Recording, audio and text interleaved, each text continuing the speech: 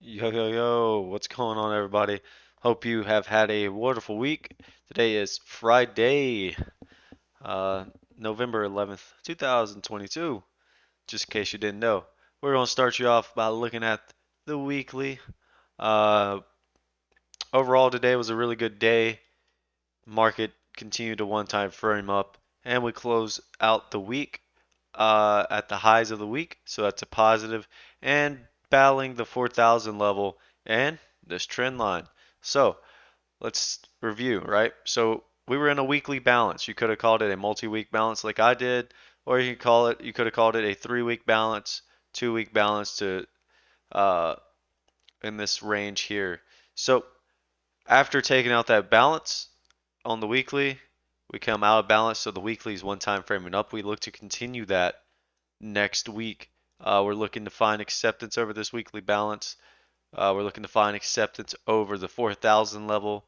We're looking to find acceptance over this trend line. This trend line has been pretty substantial all year long. Do we reject here again, or do we, maybe come back down? Looks like we got a little bit of a weekly bear flag coming in. Maybe we come back down, test here, come back into balance, break it out to the downside. Who knows? If we do, however, break this trend line to the upside, you should see the monthly potentially come out of balance. We might have another scenario where the monthly, weekly, and daily all begin to one time frame up, kind of like we did in this section here, where we kind of just one time framed up for a couple weeks in a row and then rolled over. So potential same thing could happen here, closing out the year, right? I mean, if any smart money had shorted anywhere in these ranges, they obviously were getting out at the new low, getting out at the new low, and then now they're probably thinking about covering more of their position because especially if you were somebody that shorted here, got out part of your position here, added on here, got out part of your position here, coming into the year close, you've had a pretty good year on the short side. You might look to start covering more of that position. Volume was decent today. You could see that throughout the day. We did have a couple of periods where it was dry, but for the most part, we were we had a pretty solid day volume wise. But let's go to the daily. Look at the daily here. You can see here on the daily, we are one time framing up. We have that gap below. I believe, yes, we do. We do have this gap above. So keep that in mind. That could be a potential target where the 200 is actually in between. The 200-day moving average is actually in between this massive gap down. So in this section here, there's a gap right in there. That's where we're looking to come into. So if we break out of this trend line down, we could come potentially fill this gap, which also happens to be our next daily high, excuse me, daily high destination, the gap fill. And we actually still have a little bit more of this trend day down to take back. So that's in the works. Daily's one time framing up. We're looking to find acceptance. Let's look at the intraday. Intraday market opened up above previous day's high. We had a small gap and we came in and filled that gap pretty much almost immediately. B period couldn't take out A's low. We find acceptance. Remember yesterday I said we were looking to find acceptance over that price probe because that's the most bullish thing you could possibly do on a trend days whenever, and if you have a price probe is to find acceptance above. We never got back to it. We held it by 2 ticks. Uh, so the low here in A period is 39.51. That price probe is at 39.50.50. We kind of back tested here in B period, couldn't get it. So guess what? We rotate up, one time frame up in B. C period, we can't quite take out the day's high. Um, and then we kind of just become rotational throughout the day.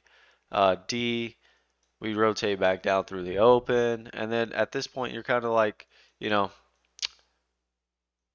after B period one time frame up, we took out that other day high day from the 15th that I was talking about.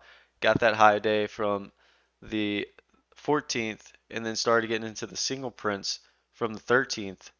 We actually filled the set of single prints from the 13th at 39.91.25, and then obviously we still had a little bit of supply, so we backed off, found some more bids, tried to rotate back up in D period, couldn't quite get there.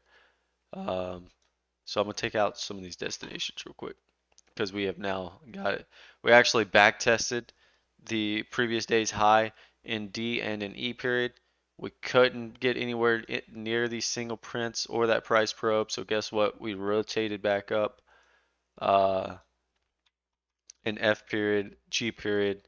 We began to one time frame up, and then we one time frame up for the remainder of the day. We one time frame up in H, create a small set of single prints.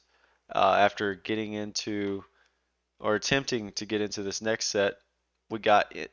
We got to it to the tick at 39.93.75, where they started. We backed off initially, and then in an I period, we backed off initially to kind of fill what H period small set of single prints had. I know this may seem confusing, but just know that it's an intraday gap when I say single prints. So here to where H closed was a set of single prints from the today to the upside, and then we got into the 13th set of single prints that was for the downside. So when there's a set of single prints to the upside, you're looking to find bids in that area, people that are willing to buy in that area because shorts were covering in that uh, area, right? And that's after H period took out the initial balance high. So we eventually got the initial balance high later in the day in H because we never got the low. So we did take out the initial balance high in H, uh, creating a small short position where people began to panic cover above the day's high and then created that set of single prints. Now in I period, we did open up and pull back to fill the set of single prints a good portion. So those disappeared, but we couldn't get back down to where we had a POC point of control right here. We were 1, 2, 3, 4, 5, 6, 7 wide here. So not anything massive, but where this yellow is, 7 wide at A's high. You know, if you were short looking to revert back to the mean, you didn't get that in I period. Because once we filled those single prints and we couldn't get back to half back, which is this blue dotted line here, and then to the point of control where the mean is, then guess what? We rotate back up. I to pops H is high, runs those stops there. Anybody that was short, they're placing their stop there. And guess what? Bids start to hit the market. There wasn't enough supply from those earlier on single prints from back in September. So guess what? We filled that set of single prints above us. And like I said, take a shot for every time I say single print. That's a pretty good drinking game. Guess what? We attempt to create another trend day up, or like a textbook trend day up with single prints to the upside here in I period. But in J, guess what? We come back, fill it, because as we say, it's just short time frame traders that are getting out of their shorts that's causing the bid to come in or the buyer buying to come into the market to push this market up higher. And then once there isn't any bids in the market, guess what? Supply takes over and kind of backfills into this area. So once we fill those single prints in J period, we continue to one time frame up, running stops in I, continues to one time frame up, and then there's nothing overhead, right? So we create another set of single prints in K or in J period. So 4 times we attempt at single prints. We attempted the single print in H, they got filled. We attempted the single print in I, those got filled. We attempted the single print in J, those get filled.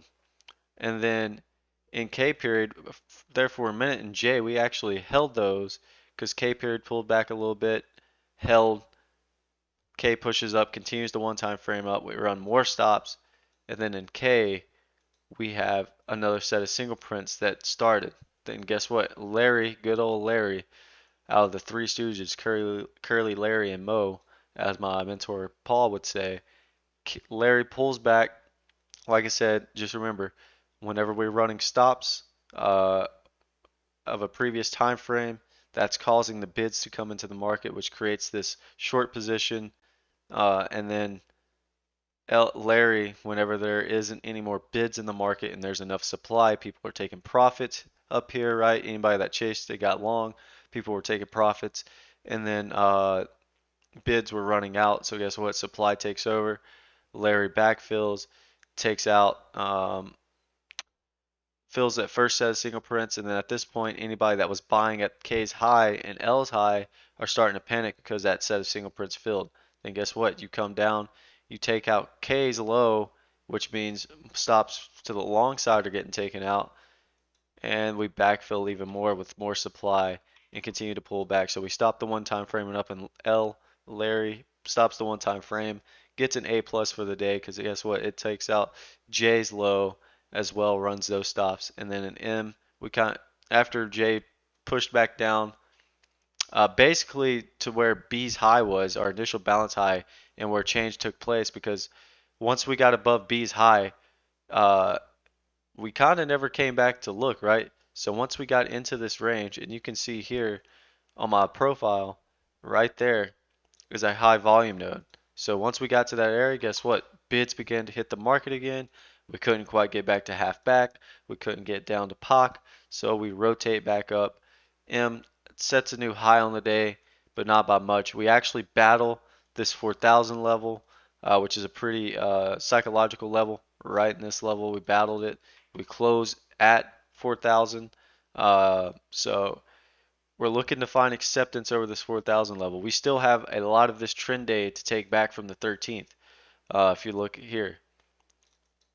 So today was a good day for buyers and for bulls after kind of chopping around the good part of the day and continue the one time frame up on the daily and then on the intraday after taking out the initial balance high. We still have a lot of this trend day from the 13th to take back, the trend day down. So we still have a small set of single prints to fill. We have another set of single prints that start and fill, and then we have a highest accepted price at 402 or 4029.50, and then 4051.25, and then that's where the gap begins on the daily, and then it fills at 4103.75. And remember, the 200-day moving average is in that area. So keep that in mind as we go forward. If anybody is trading this thing to the long side, uh, there's still a lot of overhead pressure, and but it does not mean that short covering, because you've seen what's happened as shorts are can move a market pretty big. You know, we have a gap on the downside now. So what the question is, what gets filled first? The gap on the downside or the gap to the upside? That's a good question here, as they're about equal parts away from each other, the gap on the upside or the gap to the downside. So here's our if-then scenario. If we take out today's high on Monday and continue to one-time frame up, then you're more than likely or probable to go and get these single prints, these two sets of single prints that are left at 40 at 4016.50 and fill at 4017.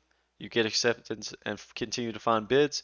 Then you'll go to the next set of single prints at 4024.50 and fill at 4028.25, and then battle maybe the 402 or the 4029.50 level, which is the highest accepted price. That's a very powerful thing in the markets whenever you have a highest accepted price or lowest accepted price. Basically, what that means is when the market opens up in B period, it opens up and then pushes one direction. So for a highest accepted price, that means the market opened up in B period and then pushed back down, and then we never seen it again. As you can see here, we created single prints from that day. I wish I can go back further, but my chart doesn't allow me.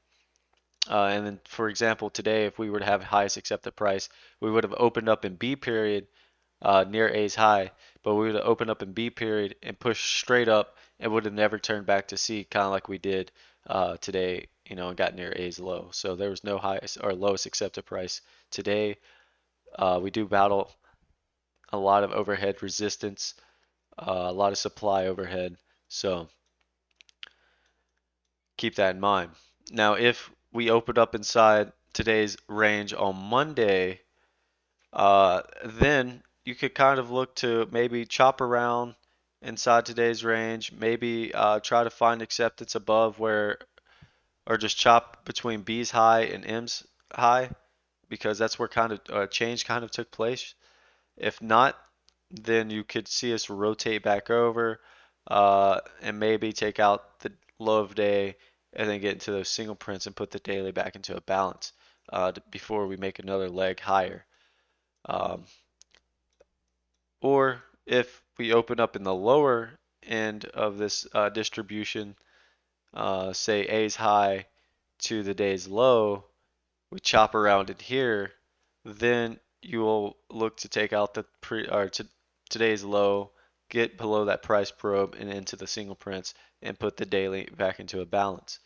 So those are two scenarios to look forward to. The more probable one, and the one that bulls want is to maybe open up inside where change took place above B's high, and then continue to one-time frame up on the daily and the intraday, set a higher high, or maybe do we pull back a little bit, maybe get to this 7 wide pocket and half back, and set a lower high, and before we make a move higher. Um, but right now, the scenario is kind of favoring the bull side. Now, keep in mind the context. The context is we have been in a bear market where we've, on the daily, have set higher high or lower highs and lower lows. So what that means is when we're looking here on the daily on this trend line, lower high, lower low, lower high, lower low, lower high, lower low. Potential, maybe we test the 20-day moving average, get into that gap a little bit, create a lower high, and then come back and create a lower low. Who knows? Uh, that's, but right now we are one time framing up on the daily. You may look to continue to one time frame up. We just need to continue to find acceptance. And right now, we are looking to break out of this downtrend. So, with that being said, ladies and gentlemen, I hope you have a wonderful day. Have a wonderful weekend. Thanks for watching these videos. I do appreciate it. Leave a like below if you don't mind. And I did not review my trades today. Uh, so, real quick, uh, I only took a handful. There weren't too many.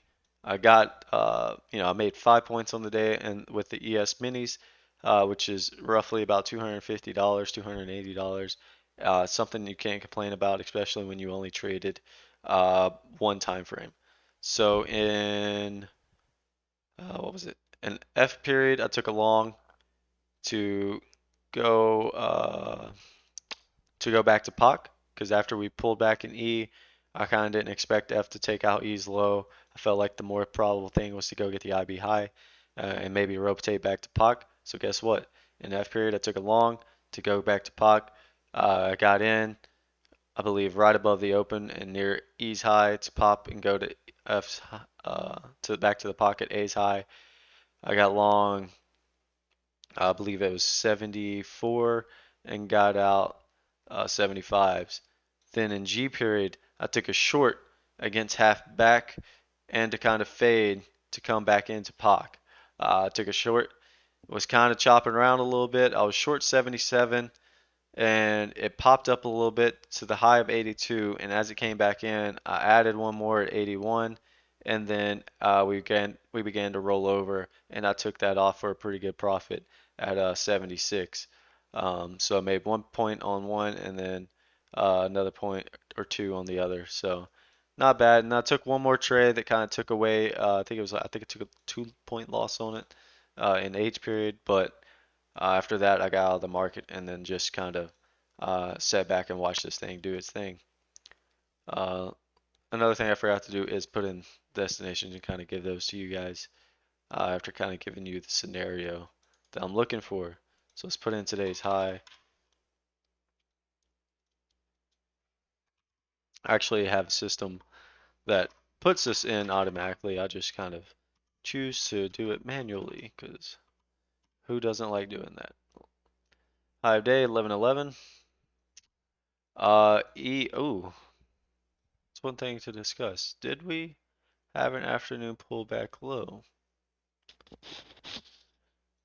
Huh.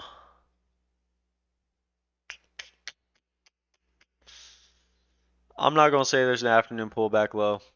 There's no afternoon pullback low in my opinion. We just have today's high and today's low, and then that kind of line in the sand at P's high. Low of day 11:11. Okay, so for your upside destinations, if you have today's high 4,975, single prints 4,016.50, 4,017 where single prints fill, and then another set at 4,024.50, and then where they fill at 4,028.25, and then they have the highest accepted price at 4,029.50. Downside, um, I'm gonna say, you know what? I guess you can use L's low. I'm not a fan of it, but because we kind of reacted pretty heavily there, we'll say afternoon pullback low here, even though I'm saying I'm kind of contradicting myself a little bit. But if we pull back to this area, look to see if there is any bids, any buyers. So we'll say afternoon pullback low from today, the 11th. So afternoon pullback low at 39.89, then your low of day at 39.50, price probe at 39 oh oh 39.51 is the low of day, and then price probe at 39.50. Sorry about that, guys. From there, you look to get into the single prints at 39.47.50, and then they fill at 39.38.75, pretty large set. And then from there, there's nothing until that afternoon pullback low at 39.04.50. So, with that being said, that is all I have for you guys. Thanks again for watching my extremely long and very thorough, detailed videos. Hope you like them. If not, then please let me know what I can do better. I'll catch you guys in the next one. Enjoy the weekend. See you later.